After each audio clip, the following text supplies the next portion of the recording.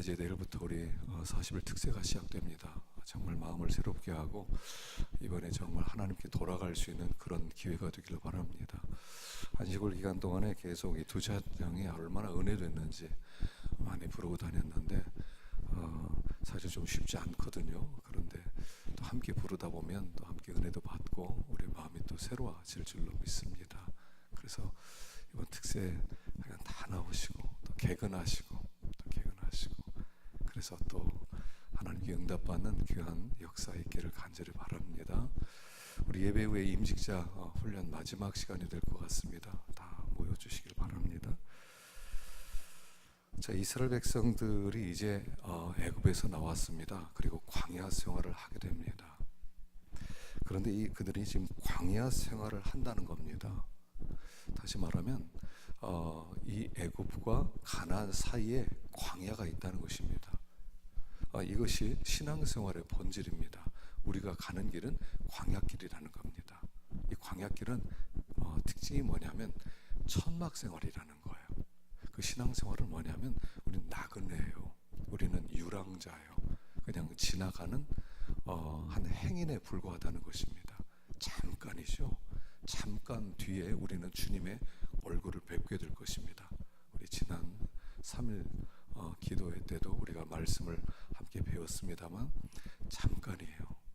신앙생활을 실질적으로 해야 됩니다. 이제부터는 실질적으로 해야 돼요. 우리의 시간 자체가 하나님께서 받으심직한 생활이 돼야 됩니다. 왜냐하면요, 죽으면 바로 천국이고요, 죽으면 바로 주님의 얼굴을 배우는 거예요.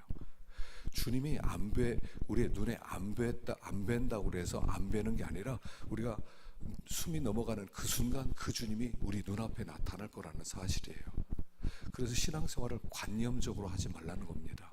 그냥 어떤 사상을 가지고 어떤 철학을 가진 신앙생활이 아니라 실질적으로 그분이 내 앞에 계신 것처럼, 그분이 내 옆에 계신 것처럼, 그분이 나와 동행하시고 그분이 나를 인도하시는 것처럼 그렇게 살아가라는 거예요. 많은 사람들이 실질적 무신론자처럼 살아간다 그렇거든요. 실질적 무신론자, 실제로 하나님의 살아계심을 믿는다 말을 해요. 하나님 나를 붙들어 주신다 말을 해요. 하나님께서 책임지신다 말을 해요. 그리고 실질적으로는 하나님이 없는 것처럼 염려도 다 하고 걱정도 다 하고 원망도 다 하고 불평도 다 하고 도무지 하나님을 못 믿겠다는 거예요. 그러니까 말로는 그리스도인인데 행위로는 넌 크리스찬처럼 그렇게 살아가게 된다는 거예요. 신앙생활은 실제적으로 영적 생활을 해야 된다는 것입니다. 그래서 이제 이스라엘 백성들이 이 광야에서 주님과 함께 살아가는 모습을 보여줘요. 그래서 이 회막 중심으로 그들이 살아가는데 이 생활을 통해서 우리도 이들과 똑같은 장막 생활을 하고 있다는 것입니다. 그래서 이 세상은 장막이에요. 집이 아무리 좋고 또 직장이 아무리 좋고 그래도요, 우리는 장막 생활을 벗어나지 못하는 거예요. 우리 지금 장막에서 잠깐 있다가 하나님 나라 가기 위해서 지금 준비하는 정거장 같이 우리는 살아간다는 것을 기억하라는 것입니다. 그래서 여기에 이제 그들이 이제 진을 치게 되는 거예요. 회막을 중심으로 진을 치는 것입니다. 자, 우리 1절과 2절 다시 한번 읽어보십시다. 시작.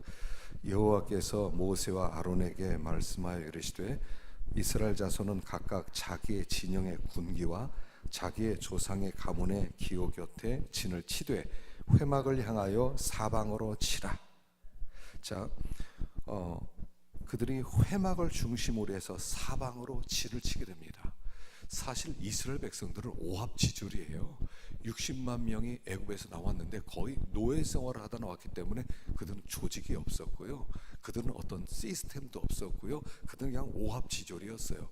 그냥 걸어갈 때도 그냥 되는 대로 걸어가는, 그야말로 밟혀서 죽지 않으면 다행인 그런 사람들이었다는 것입니다. 노예들이 나왔어요. 근데 이제 하나님께서 그들에게 질서를 주시면서 그들을 회막 중심으로 이제 이 광야를 지나가도록 만드는 거예요. 그래서 여기에 보니까 회막을 향하여 진을 치라. 회막이 가운데 있습니다. 그리고 동쪽에는 유다 지파 중심으로, 그 다음에 서쪽에는 에브라임 중심으로, 북쪽에는 단지파를 중심으로, 남쪽에는 르우벤을 중심으로 그렇게 해서 세 지파씩 나누어요. 근데 가운데 회막이 있어요. 그 회막을 중심으로 해서 세 지파, 세 지파, 세 지파, 세 지파, 그래서 완전히 울타리를 만들어 놓는 거예요. 그래서 그들이 회막 중심의 생활을 했다는 것이 중요합니다. 회막 중심이었다는 거예요. 그래서 이 회막 중심으로 항상 언제든지 이 회막이란 하나님의 임재가 있는 곳입니다. 하나님께서 그 회막에 항상 거기 임재하심으로 백성들을 만나 주시는 거예요. 그런데 뭐 횡대로 이렇게 그 진을 치는 것도 아니고 그들이 중심을, 그 회막을 중심으로 해서 완전히 둥그렇게 네모나게 정방향으로 그들이 진을 쳤다는 것입니다. 그래서 회막 중심의 삶을 살아야 된다는 것을 가르쳐 주는 거예요. 하나님의 중심, 말씀 중심, 하나님의 임재 중심. 그래서 하나님의 임재 중심으로 살아갈 때 그때 그들이 가장 안전하고 어떤 마귀의 공격에서도 이겨낼 수가 있는 그런 강력한 진지가 되어 가는 거죠. 우리가 이 광야 생활을 하면서 항상 회막 중심이어야 한다는 것입니다. 우리들이 이제 예를 들어 이사를 한다든가 직업을 갖는다든가 무엇을 할 때 항상 어떤 중요하게 여기는 부분이 있어요. 그 중요하게 여기는 부분이 뭐냐는 것입니다. 여기 회막이어야 된다는 거예요. 하나님의 임재 중심, 하나님의 말씀 중심. 그래서 이 회막에서 말씀을 전하면 사방에서 금방 다 들을 수가 있어요. 쉽게 하나님의 말씀을 듣고 그 말씀에 따라 순종하고 그 길을 갈 수 있었다는 것이에요. 그래서 이 회막 중심으로 광야 생활할 때 가장 안전했다는 것입니다. 하나님의 말씀이 들려질 때가 가장 안전하다는 거예요. 그래서 진리가 우리를 지켜나가는 거예요. 왜 우리에게 자꾸 진리의 말씀을 듣게 하고 말씀이 귀하다고 하냐면 그 진리가 나를 지키는 거예요. 내가 나를 지키는 것 같지만 사실은 그 진리가 나를 지키는 거예요. 그렇기 때문에 우리 하나님의 진리의 말씀을 듣고 그 말씀대로 살아가기만 하면 이 세상이 얼마나 많은 지뢰밭이 있습니까? 얼마나 많은 함정이 있습니까? 얼마나 많은 원수의 공격이 있습니까? 얼마나 많은 마귀가 온 땅에 가득 차 있는지 몰라요. 어떤 길을 가는 것이 가장 안전하냐? 그것은 하나님의 말씀대로 가는 길이라는 거예요. 그래서 회막 중심으로 살도록 가르쳐 줬단 말입니다. 그래서 우리가 주일날도요, 이 한 주의 삶도요, 주일이 중심, 그 다음에 3일 기도회, 또 우리 금요 기도회, 우리 새벽 기도회, 이게 다 뭐냐면 하나님의 말씀이 우리를 지키는 하나님의 방법이라는 거예요. 하나님은 말씀을 보내서 우리를 지켜주세요. 말씀이 있으면 우리가 가장 안전해요. 그런데 그 말씀이 사라지는 순간, 떠나는 순간, 그때부터 내가 내 길을 찾아가야 되는 거예요. 그래서 자꾸 내가 내 길을 찾아가려고 그래요. 신앙생활은 철저하게 순종이에요. 철저한 순종. 그래서 순종하면 안전해요. 근데 뭐가 위험하냐면 우리 안에는 항상 거역이 있어요. 반골 기질이 있어요. 항상 폐역이 있단 말입니다. 누가 무슨 말을 하면 왜 그런 말을 해? 나는 싫어. 여러분 교회 나오셔는요 순종을 배우셔요. 차를 세울 때, 여러분 주차를 할 때 주차위원이 이렇게 좀 세워주십시오. 그럼 그렇게 세워주세요. 내가 왜 그렇게 해야 돼? 나 그렇게 세우고 싶지 않아. 그러지 말고 시키는 대로 해주세요. 들어오면 이렇게 앞에부터 앉아주세요. 안내위원이 여기 들어가세요. 그러면 그대로 좀 따라가 주세요. 나 싫어요. 난 이렇게 할래요. 저렇게 할래요. 이거 하는 데가 아니에요. 교회는 순종을 배우는 데예요. 그냥 순종하는 데예요. 자기를 주장하는 데가 아니에요. 내 생각이 아무리 옳아 보이고 아무리 내 생각이 바른 것처럼 보여도 순종하는 거예요. 이게 회막 중심이에요. 하나님 중심. 그래서 그 하나님의 임재가 있을 때 하나님의 말씀이 함께 오는 거예요. 하나님의 임재란 무엇이냐면 하나님의 말씀이 하나님의 임재예요. 제가 아침에도 말씀드렸습니다만 여러분 여기에서 하나님을 만나셔야 돼요. 여기에서 하나님의 음성을 들으셔야 돼요. 여기가 복받는 자리예요. 여기서 막혀버리면 다 막히기로 있어요. 그래서 자꾸요 똑똑한 사람들이 말을 안 듣습니다. 똑똑한 사람들이 난 이게 옳아 보이잖아, 이게 옳아 보여, 그렇게 하지 마세요. 그냥 교하면 따라 주시는 거예요. 순종하는 거예요. 이게 회막 중심이에요. 이때 가장 안전하다는 것입니다. 이들을 지키는 가장 중요한 방법은 바로 회막 중심이었어요. 그래서 하나님께서 이 회막이 이제 발전된 것이 뭐냐면 구름 기둥과 불 기둥이에요. 그래서 진리와 영감 이렇게 얘기해요. 신앙생활은 진리와 영감이에요. 진리는 하나님의 말씀이고 영감은 하나님의 감동이에요. 신앙생활은 항상 이 두 가지예요. 하나님께서 우리를 복된 길로 인도할 때 항상 진리와 영감, 구름 기둥과 불 기둥, 이것으로 하나님께서 원하시는 곳으로 이끌어 가는 거예요. 그러니까 우리가 이 두 가지가 있어야 됩니다. 거기 내 생각이 들어가면 안 돼요. 하나님의 말씀, 하나님의 성령의 감동. 그래서 우리가 정말 조심해야 될 게 뭐냐면 하나님의 감동이 떠나는 것을 조심하셔야 돼요. 우리가 말을 할 때도 좀 조심하고 행동을 할 때도 조심하고 어떤 일에 반응할 때도 조심하고. 그게 왜 그러냐면 성령의 감동이 떠나면 하나님의 인도가 끝나는 거예요. 그 르호보암이 백성들이 왔을 때 좀 편하게 우리를 좀 다스려 주십시오. 그런데 노인들은 편하게 다스리겠다 이렇게 좋은 편안한 대답을 하라고 그랬고요. 젊은 사람들은 아니 나는 더 강하게 할 거야 그렇게 대답하라고 그랬어요. 그런데 이 르호보암이 이 나이 드신 노인들의 말을 버리고 젊은 사람들의 말을 듣고선 백성들에게 내가 강력하게 통치할 거다, 우리 아버지보다 더 무섭게 통치할 거다. 그러니까 백성들이 떠나면서 나라가 갈라져요. 근데 그게 뭐라고요? 하나님께로부터 났다는 거예요. 그게 하나님께서 솔로몬에게 진노하신 것을 그 아들에게 심판을 하셨는데, 심판의 방법이 뭐냐면 성령의 감동이 떠났다는 거예요. 성령의 감동이 떠나니까 좋은 말로 백성들에게 대답하는 것이 아니라 악한 말로 대답하게 되었다는 거예요. 내 속에서 나오는 건 악한 것밖에 없어요. 내 속에서 나오는 건 선한 게 안 나와요. 그러니까 성령의 감동이 있을 때, 성령의 감동할 때 백성들이 너무 고생했겠구나, 힘들었겠구나, 이들 정말 참 잘 대해줘야 되겠구나, 그동안 20년 동안 건축 사업하고 백성들이 참 피폐해졌구나, 내가 좀 이들을 잘해줘야 되겠다. 이게 성령의 감동이거든요. 이 감동이 떠나니까 나라가 갈라지는데 이게 하나님으로부터 나왔다는 거예요. 이 심판이 하나님으로부터 나왔다는 거예요. 그 이야기는 하나님의 임재, 성령의 감동이 떠나는 것 자체가 심판이라는 거예요. 나는 내가 아무리 생각하고 계산하고 어떤 일을 한다 하더라도 성령의 감동으로 계획하고 성령의 감동으로 일을 하는 것, 판단을 내린 것만 못하다는 거예요. 그래서 하나님 심판하실 때 성령의 감동을 떠나게 하셔요. 그럼 심판이 와요. 그럼 내 생각대로, 그래 네 생각대로 해봐, 네 마음대로 해봐, 이게 심판이에요. 그래서 내가 머리를 많이 쓰고 막 수천 번 수백 번 생각하고 계산하고 따지고 내렸는데 그게 하나님의 심판이었어요.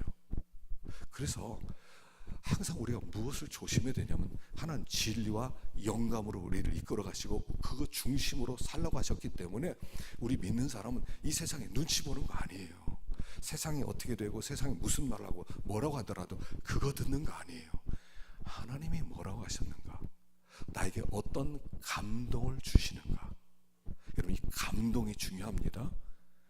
우리의 심장이 지금도 계속 뛰고 있는 것처럼 감동이 있어야 돼요.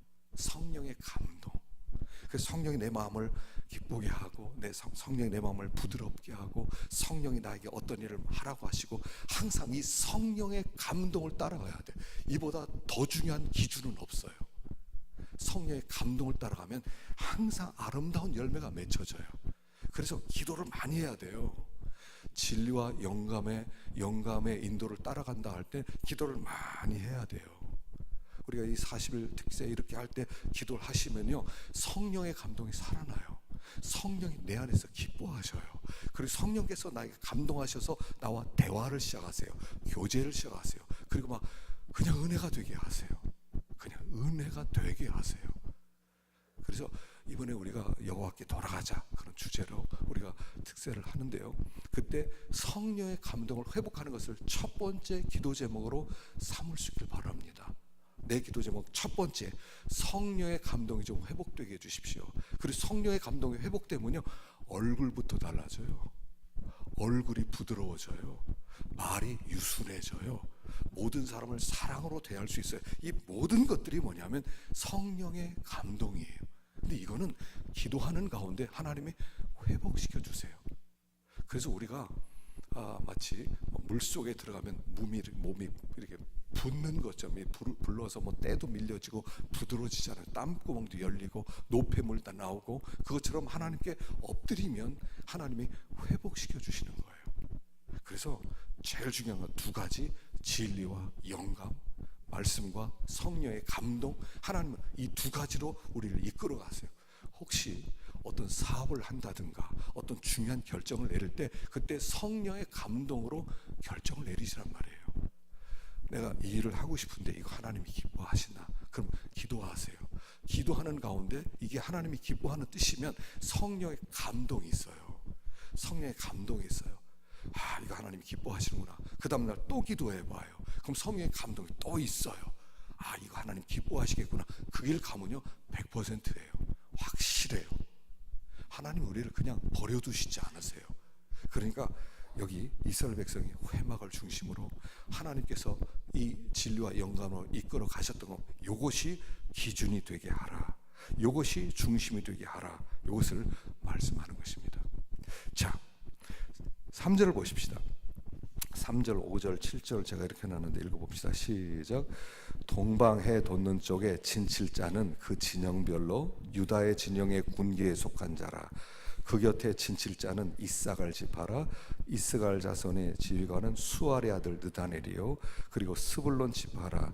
스불론 자손의 지휘관은 헬론의 아들 엘리압이요. 자, 이제 사방으로 세 지파씩 그때 진을 치게 합니다. 그래서 첫 번째가 유다, 이사갈, 스불론. 그리고 동쪽 서쪽에는 에브라임, 므낫세, 베냐민. 그리고 남쪽에는 르벤, 시므온, 갓. 그리고 북쪽에는 단, 납달리, 아셀. 그렇게 해서 딱 울타리를 만들어요. 굉장히 중요한 의미가 있죠. 이스라엘 백성들이 마치 오합지졸들이 나와서 아무런 질서도 없는 그런 아주 훈련되지 않은 그런 백성들이었는데 하나님께서 질서를 세워주시기 시작하는 거예요.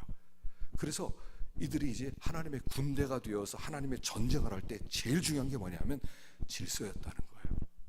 여기 너는 여기 있어, 너는 여기 있어, 너는 가운데로, 넌 어디 들어가. 하나님께서 정확하게 만들어서 그들로 하여금 이제 질서 있는 그런 군대가 될 수 있도록 만드셨다는 거예요. 여러분, 신앙생활에 중요한 것은 여러분 질서 있는 생활이에요. 우리 신앙생활에 중요한 것은 뭐냐면 규모 있는 생활이에요. 규모. 그러니까 규모란 뭐냐면 계획적이어야 된다는 거예요. 아침 일어나는 시간, 일어나면 이렇게 뭐하고 저녁 때 뭐까지 다 이게 질서가 있어야 돼요. 질서 없이 되는 대로, 기분이 되는 대로 오늘 놀았다가 오늘 일하러 갔다가 오늘 뭐 쉬었다가 이렇게 하는 게 아니라 철저하게 규모 있게. 그래서 신앙생활 하다 보면요, 일어나는 시간이 규칙적이 돼요. 잠자는 시간이 규칙적이 돼요.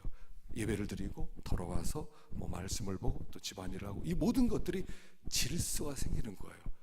그래서 이 질서, 이게 하나의 신앙생활의 자세가 되는 거예요.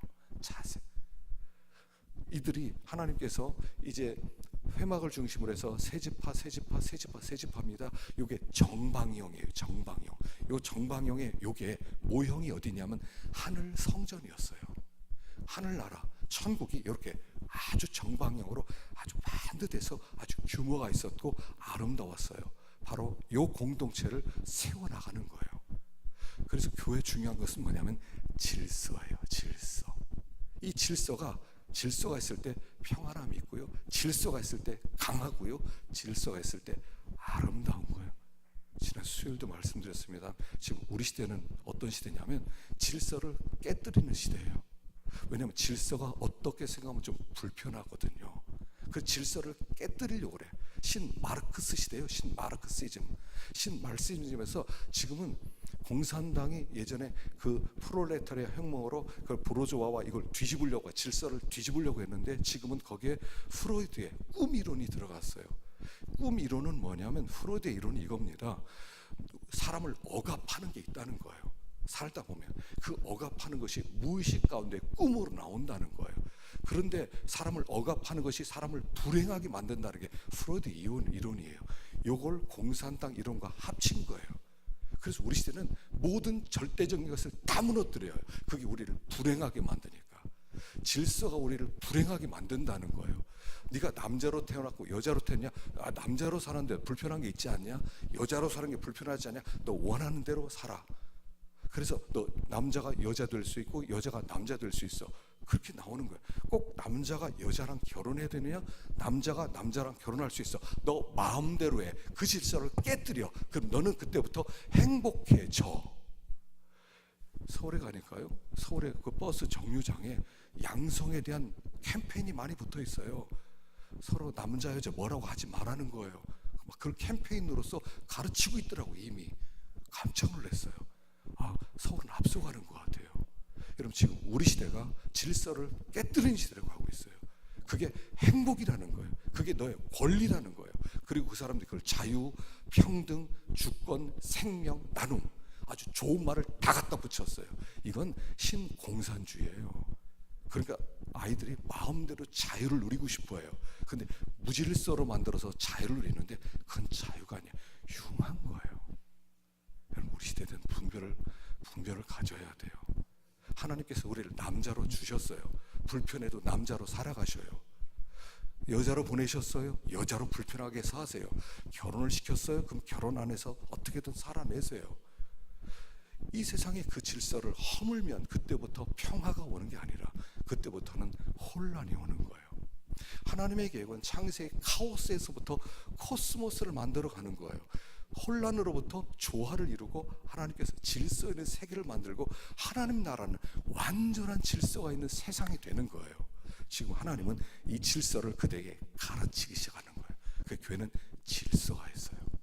교회도 장로님이 있고 권사님이 계시고 안수 집사님이 계시고 또 이제 내년부터는요 우리 서리 집사 제도를 시행을 하려고 생각합니다. 교회 온 지 한 2년쯤 되고 또 이렇게 월정 헌금이나 11조 하시는 분들, 줄 잘 지키는 분들은 이렇게 서리 집사로서 일할 수 있는 기회도 드리고 그렇게 하려고 그래요. 이 질서예요. 질서란 말입니다. 그래서 그 질서 아래서 복종하는 거예요. 왜 그래? 그러지 마. 이렇게 하지 마. 그런 거 아니에요. 교회는 그냥 순종하는 것이에요. 그렇게 될 때 교회가 코스모스가 되는 거예요. 그 질서가 하나님 나라를 만드는 가장 중요한 기본이 되는 거예요. 질서란 말입니다. 이 질서를 깨뜨리는 것을 하나님은 아주 싫어하세요. 그래서 공산당은요, 공산당 하나님이 아주 싫어하는 겁니다. 공산당이 자유를 주는 것 같지만 사실은 공산당은요 그 자유를 주는 게 아니에요. 다 질서를 깨뜨리는 게 공산당이에요. 그래서 공산당이 제일 싫어하는 게 기독교예요. 기독교를 박해하는 거예요. 눈에 보이지 않게 기독교인들이 아주 나쁘다는 것을 아주 계속 심어줘요. 그렇게 해서 기독교를 무너뜨리는 게 공산당 사상이에요. 공산주의가 되면요 예수 믿는 사람은 다 죽이고 보는 거예요. 질서를 깨뜨리는 거거든요. 우리는 질서예요. 교회는 질서예요. 그래서 하나님께서 자 너는 유다 지파, 그 다음에 스불론 지파, 납달리 지파 이렇게 하나님께서 이렇게 자리를 정해 주세요. 너는 거기 있어. 그런데 어떻게 정하냐면 강한 지파 옆에 약한 지파를 세워요. 유다 지파, 핵심 되는 것은 유다, 북쪽에는 단, 왼쪽에는 에브라임, 아래는 누구죠? 아래는 루벤. 그렇게 해서 세 지파, 약한 데와 강한 데를 묶어줘서 강한 사람이 약한 자를 돕게 하고 약한 자는 강한 자의 도움을 받는 이런 체제로 만들어요. 그래서 그들로 하여금 아주 단결하게 하는 거예요. 단결. 그러니까 그 이쪽에 그 이제 서쪽에는 에브라임, 므낫세, 베냐민. 대충 알죠? 에브라임과 므낫세는 형제잖아요. 에브라임, 므낫세, 베냐민. 그 라헬의 아들이잖아요. 그러니까 그렇게 뭉칠 수 있는 쪽으로 만들어 주는 거예요. 약한데 같이. 그러므로 말미암아 그들로 하여금 단결하게 만들고 힘을 합치게 만들고 싸울 수 있는 힘을 기르게 만드는 거예요. 그래서 여기에 질서와 동시에 단결, 연합하게 만들어요. 그래서 교회는요 어떻게 돼야 되냐면 서로가 뭉쳐야 돼요. 단결해야 돼요. 목장이 목장, 서로가 아주 뜨겁게 사랑을 해야 돼요.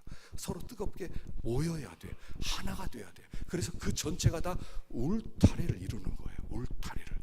그랬을 때 적들이 감히 여기를 침범하지 못하는 그런 공동체를 만들어가는 것이 여기 이 진지의 목적이었다 하는 것입니다. 그래서 여기에서 이제 그 군사 조직입니다. 군사 조직, 그들에게 이 질서를 줌으로 말미암아 전쟁을 할 수 있는 그런 공동체로 만들어 갔다 하는 것입니다. 자, 9절부터 보십시다. 9절부터 제가 쭉 이렇게 조금 발췌를 했는데요. 시작. 유다 진영에 속한 군대로 계수된 군인의 총계는 18만 6,400명이라 그들은 제1대로 행진할지니라. 루벤 진영에 속하여 계수된 군인의 총계는 15만 1,450명이라 그들은 제2대로 행진할지니라. 그 다음에 회막이 레위인의 진영과 함께 모든 진영의 중앙에 있어 행진하되 그들의 진친 순서대로 각 사람은 자기의 위치에서 자기들의 길을 따라 앞으로 행진할지니라. 에브라임 진영에 속하여 계수된 군인의 총계는 10만 8,100명이라 그들은 제3대로 행진할지니라. 단의 진영에 속하여 계수함을 받은 군인의 총계는 15만 7,600명이라 그들은 길을 따라 후대로 행진할지니라 하니라. 자, 이제 그들이 행진하는 순서를 정해준 거예요. 그래서 맨 처음에 유다, 오른쪽에 있었던 유다 진영이, 그리고 두 번째는 루벤, 남쪽에 있었던 루벤이, 그리고 가운데는 회막이 가는 거예요. 그리고 맨 뒤에는 단, 그 다음에는 에브라임. 그렇게 해서 그들의 행진하는 순서까지 하나님 다 정해주셨어요. 자, 그런데 여기요, 유다 지파가 먼저 가요. 하나님이 정해주셨어요. 행진하는 순서를 유다 지파 먼저 가라. 그 다음에 유다 지파 다음엔 루벤 지파가 가라. 그 다음에는 에브라임 지파가 가라. 그 다음엔 단 지파에 속한 자가 가라. 하나님이 위치를 정해주셨어요. 자, 하나님이 주신 위치를 지키는 것, 이게 그 공동체를 강하게 만드는 거예요. 하나님이 주신 그 위치를 지키는 거예요. 앞에 갈 수도 있고요, 뒤에 갈 수도 있고, 가운데 갈 수도 있어요. 근데 하나님이 정해주셨어요. 어느 위치에 있느냐가 중요한 게 아니에요. 난 맨 앞이니까 우린 자랑스럽다, 우린 힘이 있다, 그게 중요한 게 아니에요. 하나님이 정해주신 그 자리를 지키는 거, 그게 중요하단 말이에요. 유다 지파는 앞에 섰으니까 항상 그 방향을 설정하지 않습니까? 물론 하나님의 구름 기둥과 불 기둥에 의해서 순종하면서 그들이 따라갑니다. 뒤에는 단 지파가 또 따라갑니다. 그런데 중요한 것은 하나님이 정해주신 그 자리에 계속적으로 서 있다는 것이 중요한 거예요. 하나님이 나에게 어떤 위치에 세워두셨는가? 그러면 그 위치에서 최선을 다하면 돼요. 그 위치에서 그냥 나를 왜 여기 두었습니까? 난 여기 있지 않겠습니다 하는 게 아니에요. 여기 있어. 그러면 하고 그 자리를 잘 지키면 되는 거예요. 앞이 중요하다는가, 뒤가 중요하다는가, 그게 중요하지 않아요. 하나님이 정해주신 그 자리는 다 중요한 거예요. 나에게 정해주신 그 자리, 거기서 충성을 다할 때 하나님이 영광을 받으시는 거예요. 그래서 어디에 나를 맡기셨는지 몰라요. 어떤 일을 맡기셨는지 몰라요. 하여간 하나님이 맡긴 일이라면 귀한 거예요. 오늘도 제가 이렇게 부엌을 하니까 아주 우리 남자 집사님들 열심히 그냥 이렇게 설거지하시고, 또 우리 권사님들, 우리 집사님들 보기 열심히 왔다 갔다 일하는데 얼마나 보기 좋은지 몰라요. 근데 이렇게 보기 좋은지 몰랐어요. 우리 남자 집사님들이 다 여기 끼고서 막 열심히 그냥 땀을 뻘뻘 흘리면서 하는데, 세상에 이게 얼마나 아름다워요. 이거 아름다운 거예요. 남자들이 설거지하는 거. 집에서 저는 설거지가 제 일입니다. 이게 얼마나 좋아요. 그게 나쁜 겁니까? 아니요. 좋은 거예요. 하나님이 맡기신 그 일을 하는 게 중요한 거예요. 지저분한 거, 그 음식 쓰레기 갖다 버리고 그걸 씻고, 지저분하지만 음식도 먹을 때 좀 조심해서 먹으셔요. 좀 너무 많이 가져가지 마시고, 아무리 맛있어도 그냥 먹을 만큼 가져가시고, 음식 쓰레기 좀 안 나오게 하셨으면 좋겠어요. 잘하고 계시겠지만